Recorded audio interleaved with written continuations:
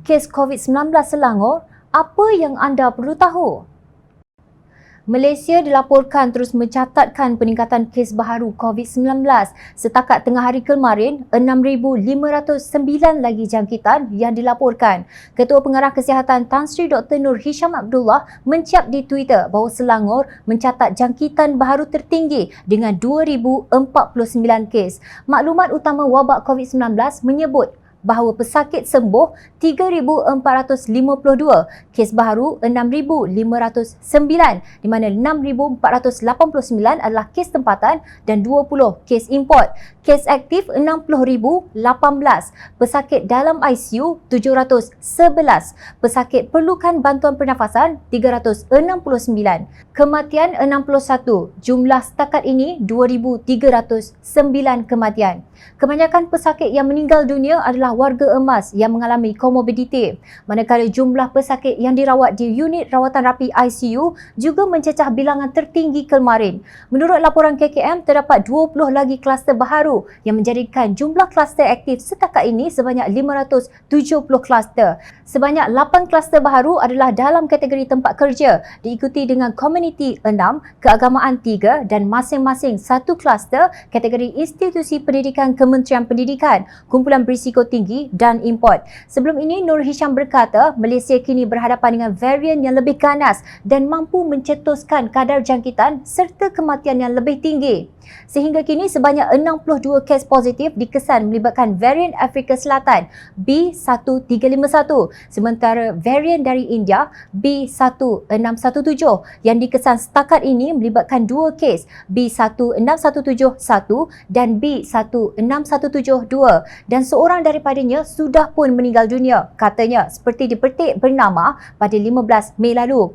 Senarai terbaharu kes positif COVID-19 ini menyebabkan banyak mata tertumpu kepada Selangor. Prihatin dengan isu bilangan kes positif COVID-19 di Selangor, Pengurusi Pasukan Khas COVID-19 Selangor STFC, Datuk Seri Dr. Zulkifli Ahmad tampil menjawab beberapa soalan utama yang berkaitan. Mengenai soalan kenapa kes positif di Selangor tinggi, beliau menjawab, secara ringkas dan logik, salah satu sebab kes Selangor tinggi adalah kerana saringan bersasar yang dijalankan sejak hujung tahun 2020 dan kini dilanjutkan ke seluruh negeri bermula 8 Mei lalu. Dijangka angka akan terus tinggi sebab saringan akan dilakukan ke atas semua 56 dun di negeri Selangor. Kedua, kes akan juga kekal tinggi sebab kelewatan melakukan contact tracing dan diisolasi kepada kes-kes kluster lalu melimpah menjadi kes sporadik dalam komuniti. Sekarang ini kes komuniti sudah setanding, bahkan ada daerah dan mukim serta tempat-tempat kerja dan kilang yang melebihi kes kluster. Beliau juga menjelaskan bahawa saringan serta contact tracing dan isolasi dijalankan sebagai memenuhi langkah proaktif yang perlu dilaksanakan supaya pertama, dapat mengenal pasti individu positif pada peringkat awal dan menyekat risiko penularan yang lebih besar. Kedua, mengenal pasti lokaliti merah yang berisiko. Dan ketiga, mendidik masyarakat supaya tahu bahawa COVID-19 terutama akan wujudnya kes positif tetapi tidak bergejala asimptomatik dan tidak hanya sekadar panik dan gusar bila angka meningkat. Mengenai rasionalnya pendekatan negeri Selangor, beliau menjelaskan bahawa populasi Selangor yang tinggi iaitu 6.9 juta dan kesesakan pekerja serta perindustrian bersekali dengan mobilisasi manusia yang pesat menyumbang kepada kadar penularan serta perebakan virus. Pendekatan ini menimbangkan juga sektor ekonomi Selangor yang menyumbang pada 25% daripada KDNK ekonomi negara.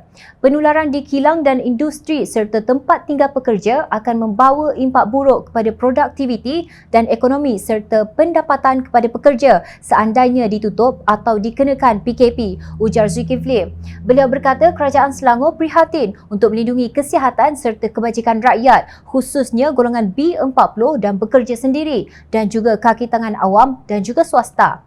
Menjawab berhubung dengan manfaat yang diperolehi rakyat Selangor daripada inisiatif ini, Zulkifli berkata, kerajaan Selangor menampung kos saringan yang diberikan secara percuma. Dengan itu, kerajaan Selangor telah meringankan beban isi rumah seandainya mereka mempunyai ahli keluarga yang besar. Kerajaan Selangor melaksanakan bersekali jaringan keselamatan sosial, support system dalam memastikan tidak ada mana-mana keluarga yang terpinggir daripada mendapat pembelaan kerajaan negeri, khususnya dalam mendapatkan saringan percuma COVID-19, tegasnya. Beliau juga mengesyorkan beberapa strategi dalam usaha menangani penularan COVID-19 yang boleh dilaksanakan oleh Kerajaan Persekutuan, iaitu melaksanakan kaedah Find, Test, Trace, Isolate and Support FTTIS, mass testing, memandangkan pandemik semakin tidak terkawal, menyuruh Kerajaan Persekutuan mempertingkatkan jumlah pemberian vaksin sepantas mungkin di Selangor, memandangkan kes harian yang tinggi, kadar vaksinasi di Selangor wajar dipertingkatkan, mengguna pakai sepenuhnya aplikasi digital dalam mengesan dan memantau pesakit dalam kuarantin termasuk di dalam Low Risk COVID Assessment Centre CSC, mengurangkan birokrasi kerja sedia ada supaya usaha pencegahan lebih pantas dan tumpuan diberikan kepada pesakit dan bukan kepada paperwork, melibatkan kolaborasi dengan penjagaan kesihatan swasta secara optimum, menggesa KKM menambah segera bilangan tenaga kerja, katil ICU, fasiliti kesihatan yang berkaitan untuk menampung peningkatan bilangan kes dari semasa ke semasa. Nah, itulah punca kenapa kes positif COVID-19 di Selangor dilihat lebih tinggi. Penjelasan itu diberi oleh Ketua Frontliner Selangor yang bercakap sebagai seorang yang komited berperang dengan pandemik COVID-19 tanpa memakai baju politik. Anda fikirkan dengan rasional jawapan bekas Menteri Kesihatan ini berbanding kenyataan sekali-sekali Menteri Aiswam Perikatan Nasional. Agak-agak siapa yang lebih profesional dan siapa yang lebih kelakar.